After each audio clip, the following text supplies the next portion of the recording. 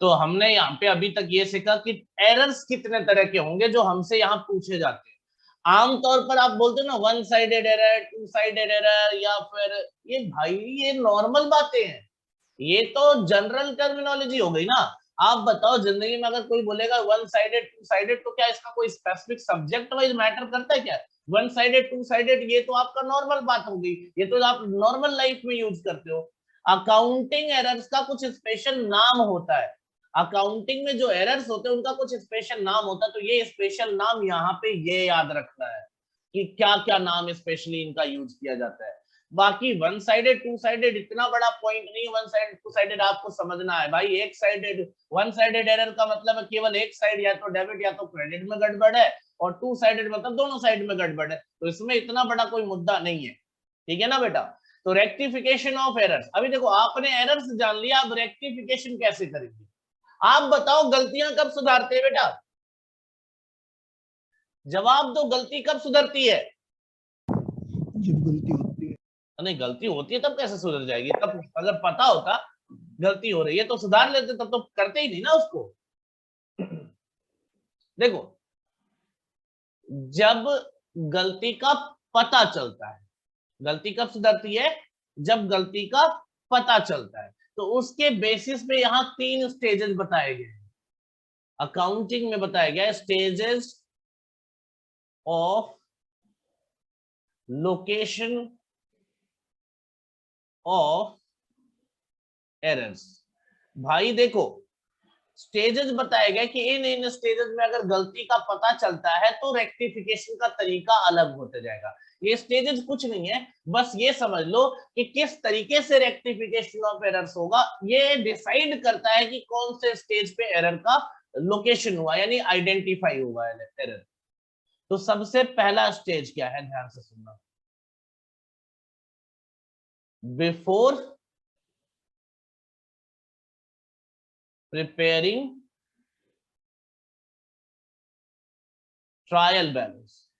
तो भाई साहब याद रखना, ट्रायल बैलेंस बनाने से पहले, अगर ट्रायल बैलेंस बनाने से पहले गलती पता चल जाती है तो रेक्टिफिकेशन का तरीका डिफरेंट होगा। ये सब सीखेंगे, यही तो हमें पढ़ना है यार, यही सब तो पढ़ना है हमें। सेकंड क्या है, ध्यान से सुनना बेटा। सेकंड क्या है पॉइंट, ध्यान से सुनना। After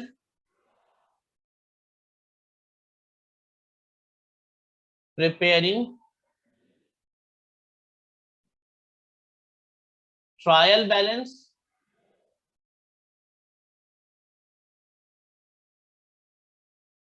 but before final accounts. मतलब ट्रायल बैलेंस बन चुका है और फाइनल अकाउंट बनना बाकी है। ट्रायल बैलेंस बन चुका है और फाइनल अकाउंट बनना बाकी है, तो उसके बीच में अगर गलती का पता चलता है तो रेक्टिफिकेशन का तरीका बदल जाएगा। कोई दिक्कत यहाँ तक? No sir. और तीसरा तरीका, आखिरी तरीका, तीसरा stage, after preparing final accounts. अब आप मुझे बता दो फाइनल अकाउंट कौन से दिन बनता है?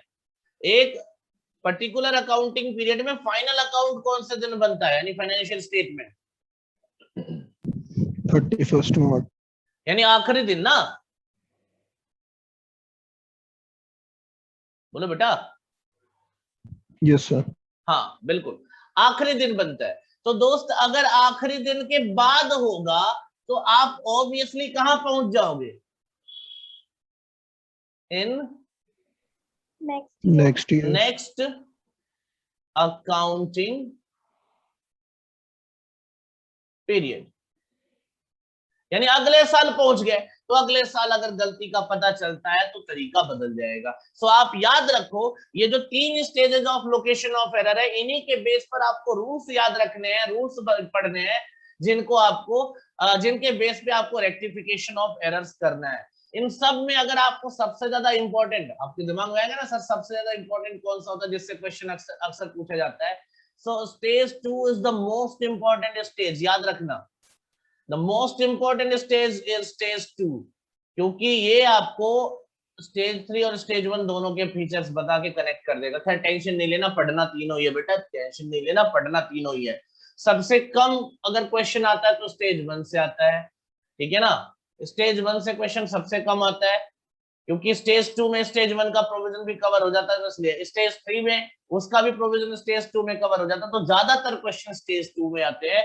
अगर स्टेज का पता नहीं चलता है तो भी आपको स्टेज 2 में ही सॉल्यूशन देना है क्वेश्चन के हिसाब से। तो खैर चलते हैं, शुरू करते हैं कहानी अपनी।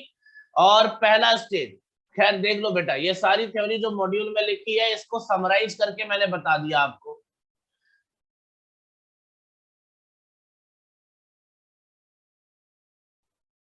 स्टेजेस एरर ये बताऊंगा, ये तो अभी बताऊंगा, ये तो पढ़ाने ही जा रहा हूँ अभी। Types of error, error of principle, clerical errors, error of omission, error of commission, compensating errors, ये सब मैंने बता दिया। अब देखो यहाँ लिस्ट बना के दिया है कि कौन कौन सा एरर ट्रायल बैलेंस को इफेक्ट करेगा। मैंने तुम्हें पहले ही बता दिया कि कौन कौन सा एरर है, कैसे याद रखना वो देख लेना, वो तुम्हें देख के आ जाएगा। ये टिप इन्होंने भी ये चार्ट तो बना ही रखा है आपके सामने। हाँ मतलब ठीक है, वही चीजें हैं, ऑलमोस्ट वही चीजें हैं, थोड़ा बहुत इधर उधर हो सकता है बेटा, शब्दों से इधर उधर हो सकता है, मतलब ठीक है, अगर कोई इधर थोड़ा बहुत होगा तो कोई बहुत बड़ी बात नहीं है, बातें पूरी वही हैं, देख लेना। And steps to locate error, ये तो मैंने आपको पहले ही बताया। देखो अब ये था कैसे एरर को फाइंड आउट करो। देखो बेटा ये टोटल प्रैक्टिकल बात है कि अगर आप मान लो आपको पता चलता है कि आपके बुक्स ऑफ अकाउंट में गलती है तो आप कैसे फाइंड आउट करोगे। अरे भाई साहब कुछ जनरल ट्रिक्स बता रखे हैं इन्होंने कि कैसे करना, ट्रायल बैलेंस को फिर से टोटल करना, कैश एंड बैंक बैलेंसेस को ट्रायल बैलेंस में लिखा नहीं चेक करना, तो ये सब देख लेना यार। आता है रेक्टिफिकेशन ऑफ एरर्स। 3 स्टेज है हमारा। पहला स्टेज कहां से शुरू होगा, चलिए इलस्ट्रेशन 1 से ही शुरू है ना, तो यहाँ पे लिखते हैं। देखो ध्यान से बेटा, सबसे पहला स्टेज यानी पहला problem, rectification of errors.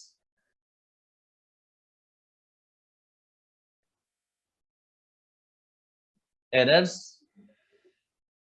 Before, बोलो, प्रिपेयरिंग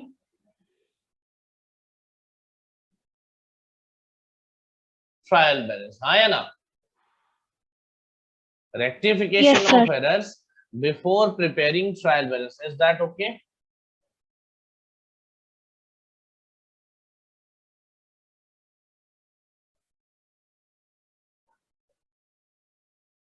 ठीक है बेटा, अब आप मुझे बस ये बता दो, if this is before preparing trial balance, तो आप मुझे ये बता दो ट्रायल बैलेंस बनाने से पहले होता क्या है। What is before preparing trial balance, before preparing trial balance क्या होता है।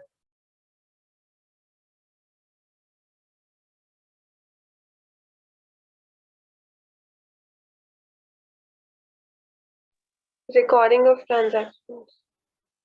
थोड़ा सा और इम्प्रोवाइज करो, बहुत सिंपल। देखो इतना मैं थोड़ा टेक्निकल बात नहीं पूछ रहा हूँ बेटा, तुम टेक्निकल जा रहे हो, टेक्निकल बात नहीं पूछ रहा हूँ, बहुत सिंपल बात पूछ रहा हूँ। क्या पूछ रहा हूँ ध्यान से देखो, ट्रायल बैलेंस बनाने से पहले 2 चीजें होती है। देखो कोई नहीं, वो होता है ना, जैसे एक्चुअली लगता है कि सर इतना आसान चीज तो पूछेंगे ही नहीं।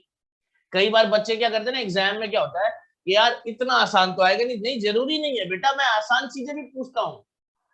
देखो क्या होता है, सबसे पहले जर्नल होता है, मैं ये पूछ रहा था एक्चुअली, रिकॉर्डिंग तुम बोल रहे हो बिल्कुल सही है। और दूसरा क्या होगा,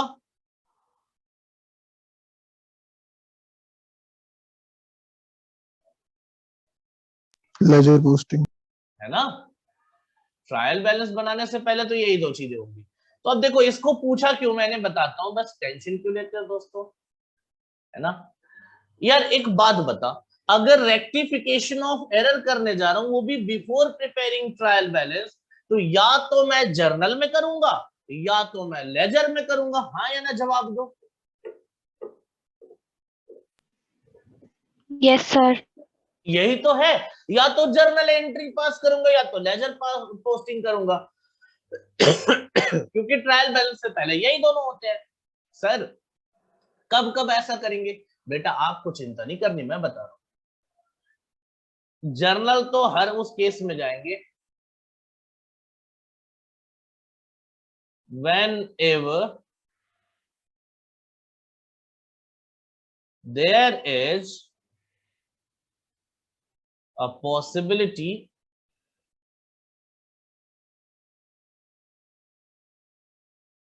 to pass जर्नल एंट्री। यानी हर उस केस में जहां जर्नल एंट्री बन रही है बेटा, आपको क्वेश्चन देखकर लगता है कि हाँ ये रेक्टिफाई हो सकता है जर्नल से, तो वहां आपको जर्नल से ही रेक्टिफिकेशन करना है। Remember my words, mark my words, कि whenever there is a possibility that you can pass journal entry, then go for that, journal entry से ही रेक्टिफिकेशन करेंगे। सर कब होगा ऐसा? जनरली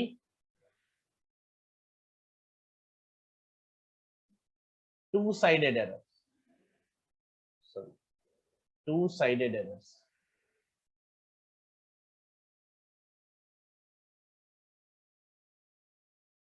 मैं बिल्कुल नहीं कह रहा कि वन साइडेड एरर का रेक्टिफिकेशन नहीं हो सकता जर्नल एंट्री से। भाई मैं बिल्कुल नहीं कह रहा कि जनरली मैं बिल्कुल ये नहीं कह रहा कि रेक्टिफिकेशन ऑफ एरर्स में journal entry one sided error का नहीं हो सकता। मैं बिल्कुल अग्री करता हूं इस बात से कि कुछ ऐसे केसेस भी होंगे जहां एरर वन साइडेड एरर होगा, but still there is a possibility that we can pass journal entry, तो हम जर्नल एंट्री से ही रेक्टिफाई करेंगे। इसलिए पहला पॉइंट मैंने यही लिखा कि अगर पॉसिबिलिटी है जर्नल एंट्री की तो जर्नल एंट्री पास करो।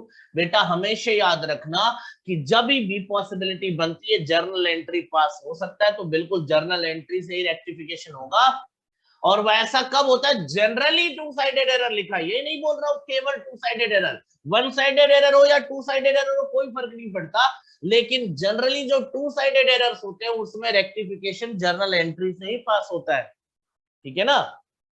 बोलो। Yes, sir. अब लेजर कब बनाएंगे? लेजर कब बनाएंगे? लेजर तब बनाएंगे when errors in subsidiary books, errors in subsidiary books. जब भी सब्सिडियरी बुक्स में एरर हो रखा है। सब्सिडियरी बुक क्या होते हैं बेटा? देखो जब ऑर्गेनाइजेशन बड़ा होता है तो हम क्या करते हैं? सब्सिडियरी बुक्स का सहारा लेते हैं। इट मींस कि हम एक बुक यानी एक केवल एक जर्नल बुक से काम नहीं चलाते, हम मल्टीपल बुक्स बना लेते हैं। मल्टीपल बुक्स मतलब 8 तरीके की बुक्स होती है, याद होगा आपको। Subsidiary books, books of original entry, 8 तरीके की बुक्स होती हैं। कौन कौन सी जरा नाम बताओ? Cash book, purchase book, sales book, याद आया? Purchase return, sales return, bills receivable, bills payable और जर्नल प्रॉपर। भाई छोड़ो ना, क्यों लिस्ट याद करने की बात कर रहे हो? अभी पढ़ना है ये सब, लास्ट में पढ़ेंगे थ्योरी के पोर्शंस में। थ्योरी भी करेंगे हम ना, तो आखिरी में करेंगे थ्योरी, क्योंकि कम से थ्योरी के चांसेस बहुत कम होते हैं, तो उसको आखिरी में पढ़ लेंगे। तो आप ये चिंता छोड़ दो। सब्सिडियरी बुक्स में यानी cash book, purchase book, sales book, इस टाइप के बुक्स में एरर अगर होगा तो हम लेजर से रेक्टिफिकेशन करेंगे। या फिर दूसरा क्या बोलोगे? ऑब्वियसली आप यहाँ पे जनरली क्या लिखोगे? जनरली, याद रखना जनरली वर्ड की इंपॉर्टेंस ज्यादा है। Generally one sided errors. तो भाई साहब ये नहीं बोल रहा हूं कि वन साइडेड एरर आते ही आप लेजर पे टूट पड़ोगे, जी नहीं। वन साइडेड एरर आते ही जनरली लेजर बनेगा, लेकिन अगर मान लो पॉसिबिलिटी है कि जर्नल एंट्री पास कर सकते हो तो आप जर्नल एंट्री से ही रेक्टिफाई करोगे, याद रखना। यहां तक पॉइंट क्लियर हो तो बताओ। अभी आपको प्रूव करके देता हूं बेटा, टेंशन फ्री रहो। इसको आप समझ पा रहे हो या नहीं ये बता दो मुझे। अगर ये पूरा पॉइंट क्लियर हो रहा है तो अच्छी बात है, नहीं क्लियर हो रहा है तो भी बता देना मुझे। Yes, sir. तो बेटा इसका स्क्रीनशॉट ले लो, that is the notes for this method. वैसे इतनी ज्यादा इंपॉर्टेंस है नहीं इसकी, क्योंकि इससे क्वेश्चन थोड़े ना पूछा जाएगा। अब मैं इसके बेस पे आपको क्वेश्चन समझाने जा रहा हूं, तो थोड़ा सा इसका स्क्रीनशॉट ले लो, फिर आगे बढ़ते हैं।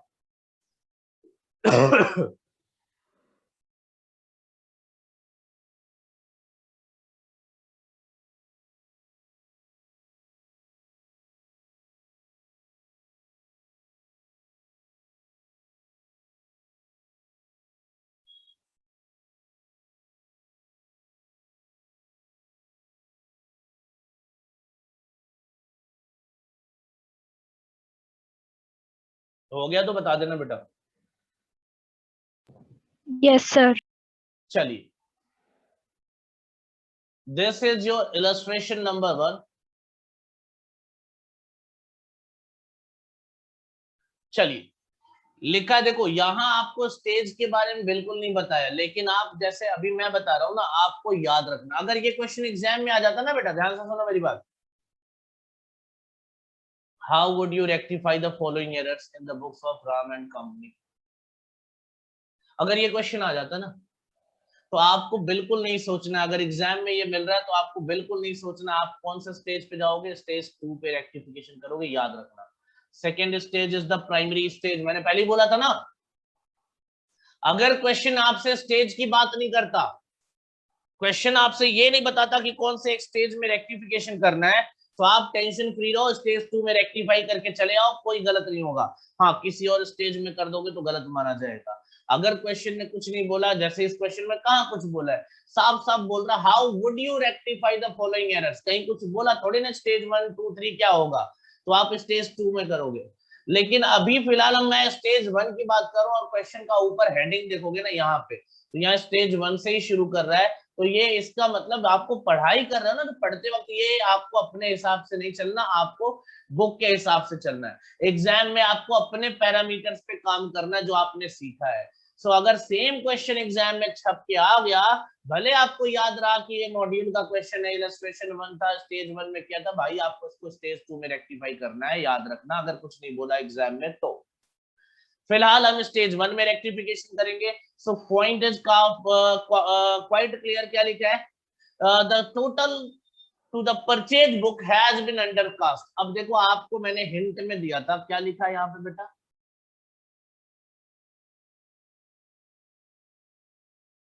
गलती कहाँ हुई है, बोलो बेटा। Purchase book. ठीक, बहुत अच्छे भाई। परचेज बुक कौन सा बुक होता है? Subsidiary book. और अगर सब्सिडियरी बुक में एरर हुआ है तो हम रेक्टिफिकेशन कहां करेंगे? लेजर में। कहां रेक्टिफाई होगा? बोलो बेटा। Ledger. सो आमतौर पर परचेज बुक का जो बैलेंस होता है वो ट्रांसफर कहाँ होता है दोस्तों? वो ट्रांसफर होता है आपका कहाँ पे? आपको पता होना चाहिए, वो परचेज अकाउंट में ट्रांसफर होता है। कहाँ ट्रांसफर होगा? परचेज अकाउंट में। सो जनरली आपको लेजर अकाउंट बना के, देखो मैं बता रहा हूं, अभी इसको ध्यान मत दो, अभी फिलहाल समझो, केवल लिखने की जरूरत नहीं है, ये सब बनाने की जरूरत नहीं है। आप जनरली ऐसे बनाते परचेज अकाउंट। अब आप बताओ, परचेज अकाउंट डेबिट होता है या credit? Sir, purchase account debit होता है, हाँ या ना? Yes sir. और अंडर कास्ट का मतलब क्या हुआ है? कम टोटल किया है, हाँ या ना? टोटल कम किया है। तो भाई साहब हम किधर जाते? डेबिट साइड में लिख देते to under casting of purchase book 100 रुपए, ऐसे करना था। लेकिन यार अब इतने पॉइंट्स में हम कितने लेजर बनाएंगे? तो एग्जामिनर और आपसे आईसीआई की एक्सपेक्टेशन इतनी नहीं होती कि आप हर पॉइंट का लेजर अकाउंट बना के पूरे फॉर्मेट के साथ आप सॉल्यूशन दो। वो कहते हैं आप पूरा काम मत करो। अच्छा, आप पूरा काम बिल्कुल मत करो, आप केवल पता बता दो। इलस्ट्रेशन 1 देखो कैसे लिखना है। कहता है आप केवल एड्रेस बता दो कि ये किधर जाएगा। फर्स्ट पॉइंट की बात करो, ध्यान से सुनना बेटा। आपको केवल ये लिखना है। आपको ये पता चल गया ना कि परचेज अकाउंट है तो परचेज बुक है तो रेक्टिफिकेशन होगा परचेज अकाउंट में। ये क्लियर हो गया, हाँ या ना? जवाब दो।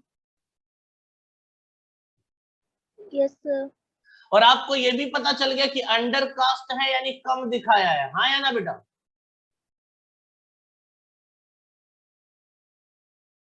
Yes, sir.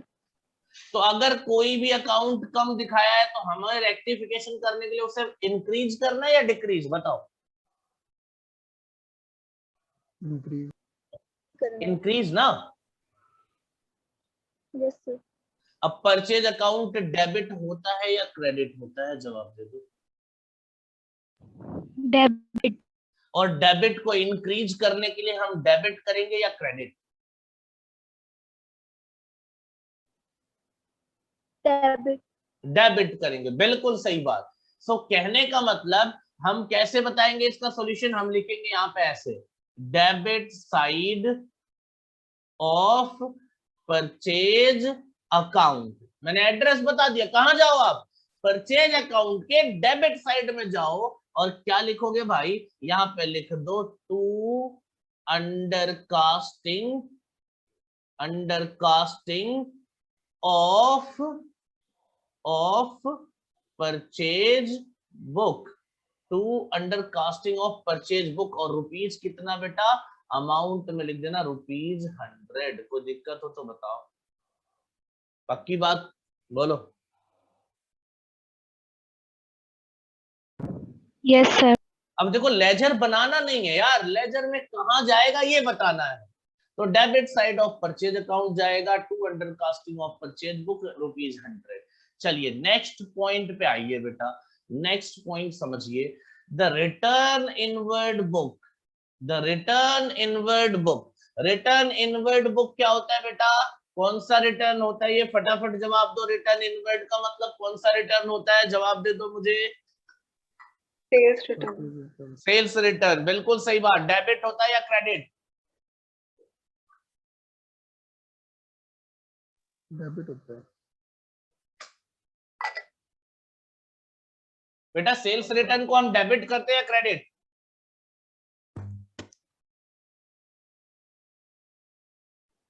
Debit.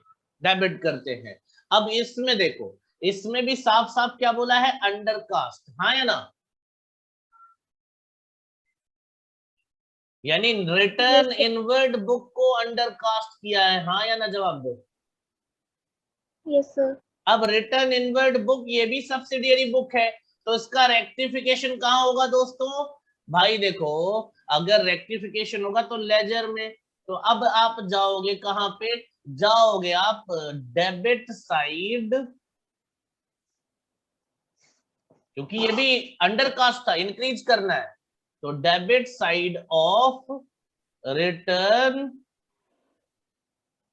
Inward account. पूरा लिखना तुम लोग, जब भी लिखना तो क्या लिखेंगे बेटा, टू अंडरकास्टिंग, ये भी अंडरकास्टिंग का ही पॉइंट था, undercasting of return inward book. कितने रुपए,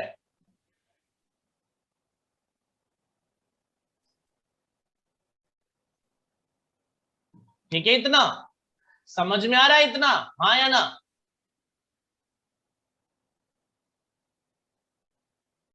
बोलो बेटा, Yes sir. पक्का ना? Yes sir. चलिए आगे बढ़ते हैं। अब देखो ये दोनों ही देखो डेबिट वाले आइटम थे, परचेज, परचेज भी डेबिट होता है, रिटर्न इनवर्ड यानी सेल्स रिटर्न वो भी डेबिट होता है, और दोनों अंडर कास्ट तक कम था, तो हमें डेबिट को बढ़ाना ही पड़ता, तो डेबिट साइड में ही जाते, अगर घटाना होता तो उल्टे साइड चले जाते। चलिए तीसरा देखते हैं, अभी आपको और समझ में आ जाएगा। A sum of ₹250 written off as depreciation। चलो भाई बिल्कुल, डेप्रिसिएशन की एंट्री बताओ, मुझे नहीं आता, तुम लोग बताओ।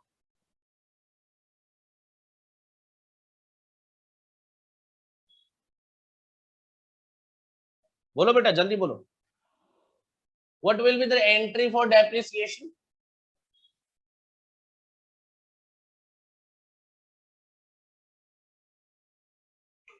बोलो बच्चों, एंट्री बताओ डेप्रिसिएशन की।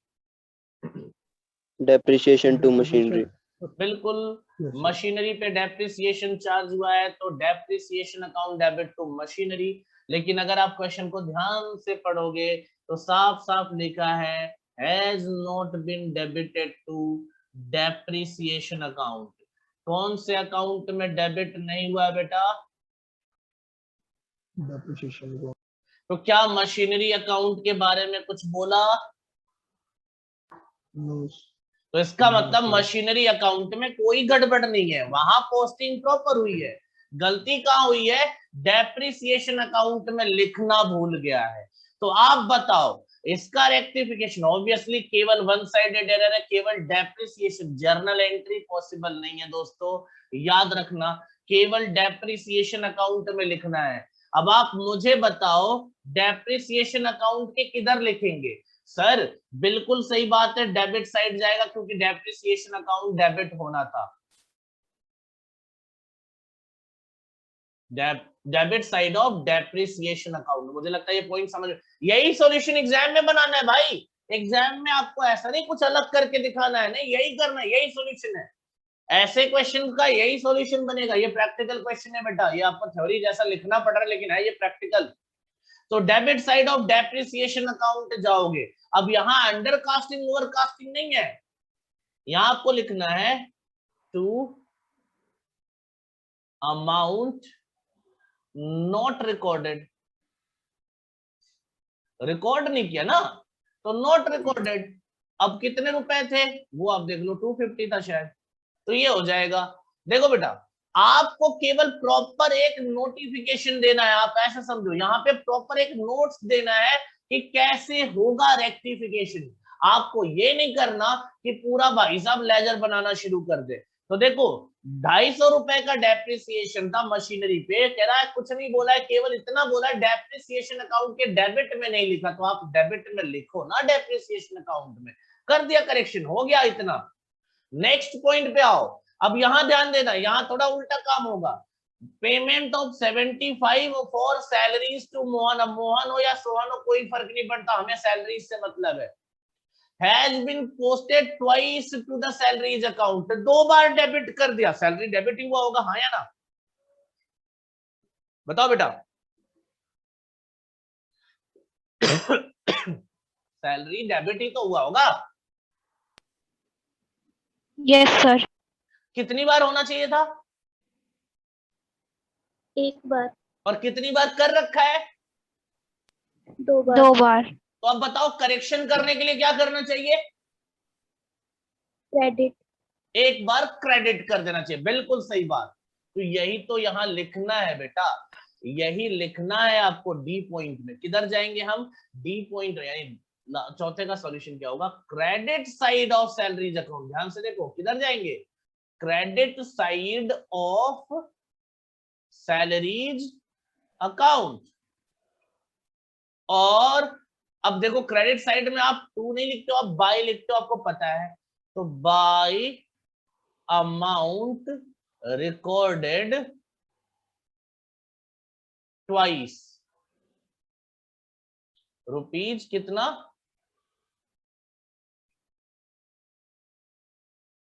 75। अब आप मुझे बताओ ये इतना समझ में आया कि नहीं आया? Yes, sir. ठीक है ना?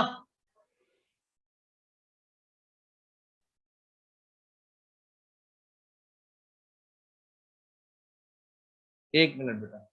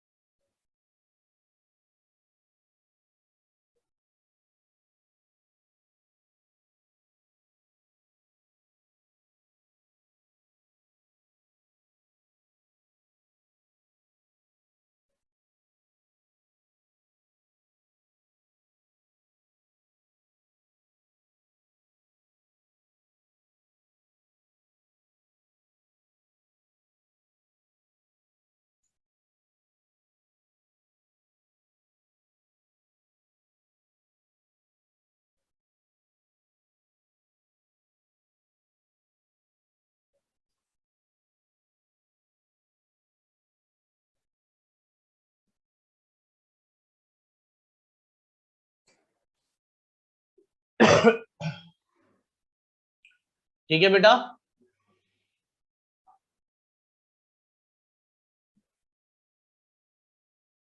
तो देखो ध्यान से, अभी जो हम कर रहे हैं आगे, तो ये हो गया 75 सैलरीज वाला।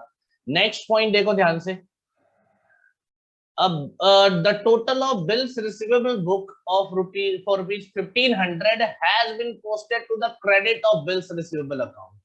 बिल्स रिसीवेबल बुक आपका कौन सा बुक है बेटा?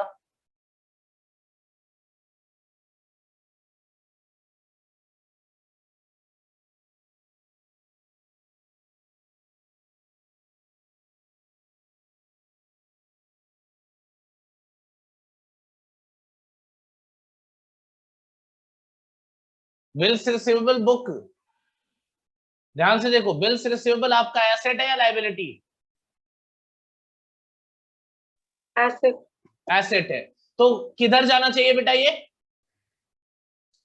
किधर जाना Debit चाहिए था? डेबिट साइड, लेकिन किधर लिख दिया है? Credit side, bills receivable account में। अब आप बताओ, आप करेक्शन किधर करोगे? आप तो जाओगे ना डेबिट साइड में, डेबिट साइड में जाओगे ना आप। देखो बहुत सिंपल तरीके से बता रहा हूं, अगर फिर भी दिक्कत होगी तो बता जरूर देना बेटा कि सर हमें दिक्कत आ रही है। देखो यहां पे हम जाएंगे debit side of bills receivable account, बिल्कुल सही बात है। लेकिन आपने तो गलती से क्रेडिट साइड पोस्ट कर दिया है ना, तो गलत साइड पोस्ट किए हो। अब आपको करेक्शन कैसे करना है? तो देखो डेबिट साइड ले जाओगे, बिल्कुल सही बात, और यहां लिखोगे to amount posted to the wrong side, wrong side. और बेटा ऐसे में अमाउंट डबल हो जाएगा। अगर आप रॉन्ग साइड पोस्टिंग करते हो तो अमाउंट डबल हो जाएगा। आप ऐसे समझो कि अगर मेरे को आपसे 1500 रुपए लेने थे, अगर आपसे मुझे 1500 रुपए लेने थे, उल्टा 1500 मैंने आपको और दे दिया, तो अब बताओ आप 3000 दोगे कि नहीं बराबर करने के लिए हिसाब? Yes, sir.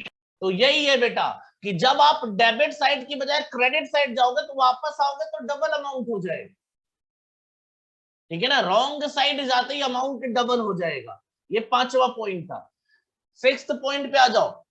N amount of 151 for a credit sale to Hari, an amount of 151 for a credit sale to Hari, although correctly entered in the sales book, यानी सेल्स बुक में सब कुछ सही है, has been posted as 115, यहाँ पे mistake है, यहाँ पे ये मिसिंग लाइन है, to his account.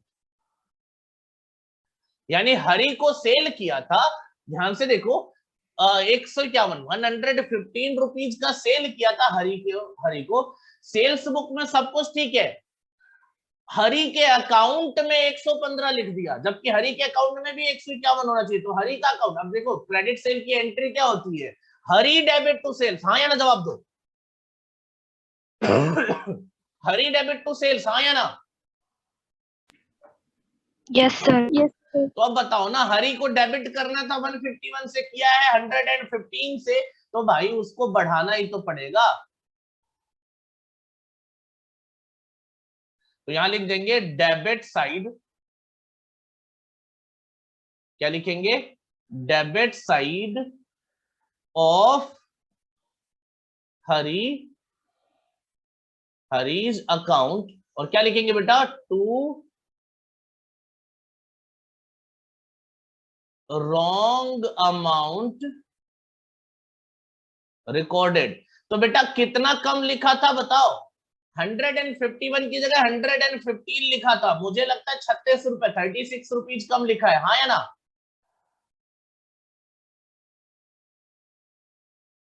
Cross check कर लो। 151 माइनस 115 कितना आता है? 36. तो ये